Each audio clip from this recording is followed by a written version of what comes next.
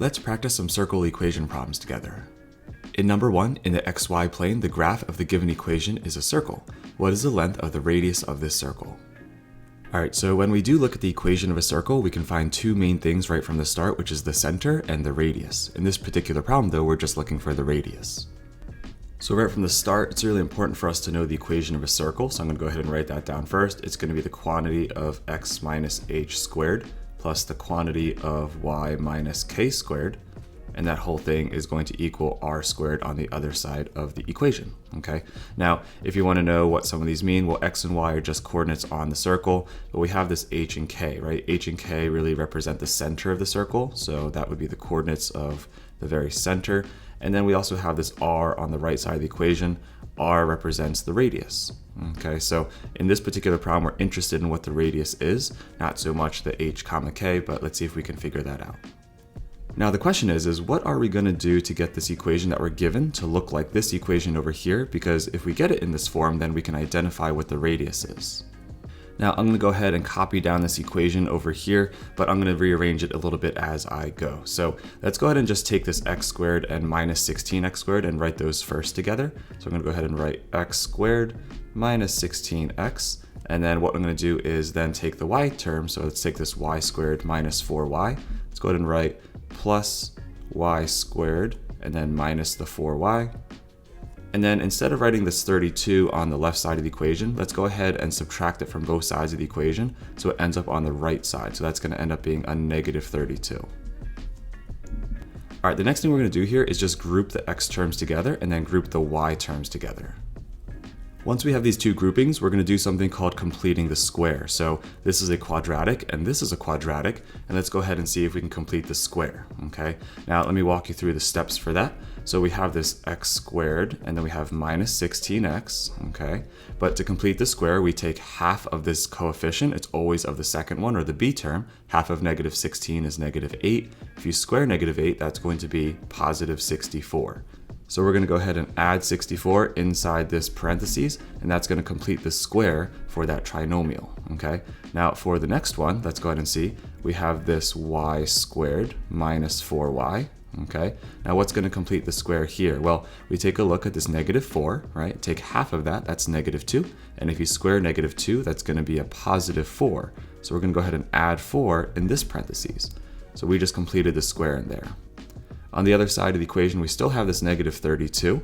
And then if we added this 64 on the left side of the equation and a 4 on the left side, we got to balance it out by adding 64 and 4 on the right side of the equation, just like that. Now this right here should be a perfect square trinomial if we completed the square. So if we go ahead and factor that, that really should look like this, where we have the quantity of x minus 8 times the quantity of x minus 8. And then if we take a look at the second trinomial, this should also be a perfect square trinomial if we added the correct value. And it looks like we did. So if we factor this, this will turn into the quantity of y minus 2 times the quantity of y minus 2. On the right side of the equation, negative 32 plus 64 plus 4 should be a total of 36. Okay, so go ahead and write that. I'm going to write that in this color blue, 36. Now if we go ahead and condense these x terms together, we're going to end up with the quantity of this x minus 8 squared. Okay, and then if we go ahead and condense this y minus 2 times y minus 2, we can go ahead and say that's going to be the same thing as the quantity of y minus 2 squared. On the right side of the equation, we can keep this as 36, or you can rewrite it as 6 to the second power, right? Because 6 to the second power is equal to 36.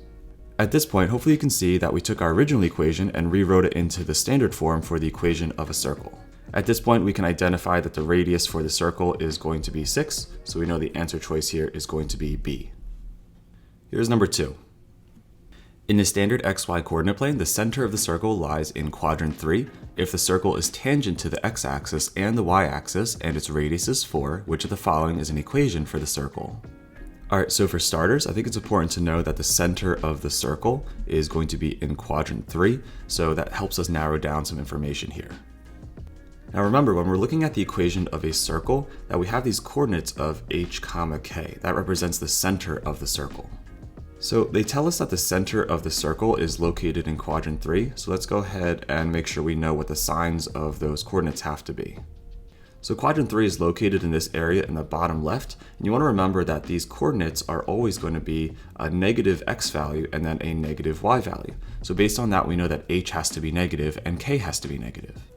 Now remember, the equation of a circle is the quantity of x minus h squared plus the quantity of y minus k squared, so we have minus signs in each of these parentheses, and that's equal to r squared. Now we have this h value and this k value inside of here, but we know that they're both going to be negative. If they're both going to be negative, then you can think about it like this, where we're going to say it's going to be x minus some negative h value, right? And we can also think about for the y term, or the y variables here, that we could say this is going to be y minus a negative k, and that whole thing is going to be squared as well, since we know that they're both going to be negative values. If that's the case, when we take away a negative, we're really going to be adding a positive. So in this first parentheses, we don't know the number necessarily right now based on the information we've talked about, but we know we're going to be adding some number. And then in the second parentheses, we know we're also going to be adding some number. So y plus some value, okay? And that whole thing is going to equal r squared. If we know we have to be adding some value in here as well as adding some value in here, let's see which answer choices we can get rid of. For answer choice B, we have a minus sign and a minus sign here, so that lets us know that h and k are positive values, right? So that can't be the answer. For C, notice that we have another minus sign, which means k would be positive, and also h would be 0 here, so that doesn't work for C as well. For E, we have this negative sign, so that means k is positive again, so that can't be the answer choice, so we can't be E. So based on just knowing that the center of the circle was located in quadrant 3, we were able to get rid of 3 answer choices. Now if you take a look at the rest of the information that might be really important here is that the radius is equal to 4. So if we know that this r value, right, if we know that r is equal to 4, then this equation really should say this is equal to 16, right? Because if you square the 4, that would equal 16. So if you look at answer choice A, this would mean that the radius would be equal to 2. And if you looked at answer choice D, that means the radius would be equal to 4. So based on that, let's go ahead and choose D as our answer. If you look at answer choice D, then the center of the circle is going to be located at -4, -4, which is located in quadrant 3. So if you wanted to see a rough sketch here, we could say this would be the x-axis, this would be the y-axis coming up and down here, and then if we have that point -4, -4, if we went 1, 2, 3, 4 to the left, 1, 2, 3, 4 down in the y-axis, then this would be the center of the circle. And if we know that the radius is equal to 4, right, we can say that r does equal 4, just because we're given that information in the problem. Then if you went 4 units up, 4 units to the right, maybe 4 units to the left and 4 units down, then we would have a circle that is going to be located in quadrant 3. That would look maybe something like this. And the reason why I'm just showing you this is just because the problem does say that the circle is tangent to the x-axis and to the y-axis, which just means that they touch the x-axis at one exact point and the y-axis at one exact point. So visually, you can hopefully see that makes sense. Here's number 3. For the circle whose standard equation is the quantity of x minus 1 squared plus the quantity of y plus 2 squared is equal to 8, let's go ahead and see if we can find out the center of the circle as well as finding out the radius. Now I know we've written the equation of the circle a few times here, but I'm just going to keep writing it so hopefully it helps kind of stick in your head a little bit more. I find that practicing that helps me a little bit with just remembering my formulas. So we have the quantity of x minus h squared plus the quantity of y minus k squared is equal to r squared. So keep in mind that we do have these minus signs by default inside of these equations. So when we see in this equation that we do see a -1, right, that lets us know that h is just going to be equal to +1, right? Because the minus sign's supposed to be there. And then if you take a look at this +2, that's the opposite, right? That's backwards. So that means that k's value here, k has to equal -2. That's the only way that we would have had a +2 in there, okay? So based on that, we can say that we know the center, and I know when you're actually taking the test, you don't have to write all this out, but the center here would be 1, -2. So based on that, A's center is incorrect, so that can't be the answer. B's center is also incorrect, and C's center is also not right. So we took care of this h and this k, right? Looking at the original formula, h was this +1 and k was this -2 that was hidden inside there. Remember, it's the opposite if you see a plus sign. And let's now take a look at this 8 over here, right? This 8 has to be dealing with this r that is squared. So if we take a look and say, okay, this 8 has to be the same thing as r squared. So I'm going to go ahead and write this over here and say, well, okay, r squared has to equal this 8 that we just came up with. So if we go ahead and just take the square root of r squared and take the square root of 8, then we should get that r, or the radius, is equal to the square root of 8. Right? Now the square root of 8 can also be thought of as, if you break it up into two factors where one's a perfect square, we have the square root of 4 times the square root of 2. That's the same thing as square root of 8. Now the square root of 4 is equal to 2, so we can say this is 2 root 2. Okay, so that's what the radius would be for this circle. So based on that, let's go ahead and choose D for our answer. Here's one more. Let's take a look at number 4. A circle in the standard xy coordinate plane is tangent to the x-axis at -a and tangent to the y-axis at +a, with a being greater than 0.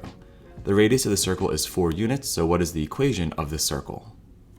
For this particular problem, I think it's going to be easier if we start with the information that the radius is equal to 4 units. So if we know that r is equal to 4, based on that and all the other practice problems, we know that on the right side of the equation, or the isolated side, if we have r squared by itself, then the equation on the right side, or the value on the right side, should say 16, right?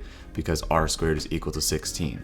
Based on that, it looks like only 3 answer choices have a 16 on the right side, so that means that the radius would be equal to 4.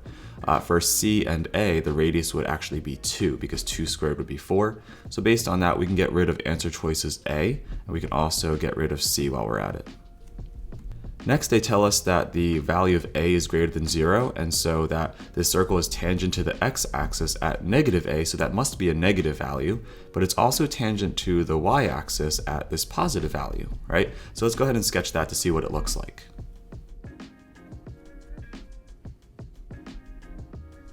We know that a has to be greater than 0, and the circle is tangent to the x-axis at -a, so if a is a positive number, then -a must be a negative number, right? So we can go ahead and say that we know that it's going to be touching the x-axis at some negative value, and that number has to be at -4, just because that has to be the distance from the center, right? Now, the positive, where it's going to be crossing the y-axis, or touching the y-axis rather, is tangent to it, that's going to be at a, which is the opposite of -a. So if that's going to be at -4, then it's going to be tangent to the y-axis at +4. So essentially this right here, this point would be the -a value, and then this point here would be the +a value. So they have to be opposites. Now, how do we come up with the fact that a was equal to 4 for both of these scenarios? Well, think about it. We knew the radius was equal to 4 units, right? So that means if you go up 1, 2, 3, 4, then this has to be equidistant from both sides, 1, 2, 3, 4. So this has to be 4 units away if the radius is 4 in each direction, right? So we could go 1, 2, 3, 4 roughly in the left direction, and that would be another point on the circle. And then we could also go 1, 2, 3, 4 up. Again, it's just kind of a rough sketch here, but the center of the circle would be located right in the middle. That would be right over here, and that would be located, so we can say that the HK, the center of the circle, would be at -4, +4. All right, if we go ahead and sketch the circle, it would look something like this, roughly. It's always kind of tricky sketching circles, but hopefully this just gives you the idea behind it. So if we're writing this equation out, we would have x minus the -4, which really becomes x plus 4. That would be that quantity squared. And then we would have y minus the 4 squared, because it's positive, so it's going to just stay with a minus sign. And then that's going to equal, on the other side, 16, right? Because we knew the radius was 4, they told us that, so r squared would be 16. If you look at answer choice D, because this says plus and plus, that means the center of the circle would have been at -4, which is down in quadrant 3, and you would get a circle down here. So that's not what we're looking for. We were looking for answer choice E, where we do have a -x and a +y, which brings us to quadrant 2, where the center of the circle is, right? So for answer choice E, this is the one we're going to go with here. So there you have 4 different practice problems dealing with the equation of circles. If you found the video helpful, please consider giving it a thumbs up. And as always, keep up the great work, and I'll see you in the next one.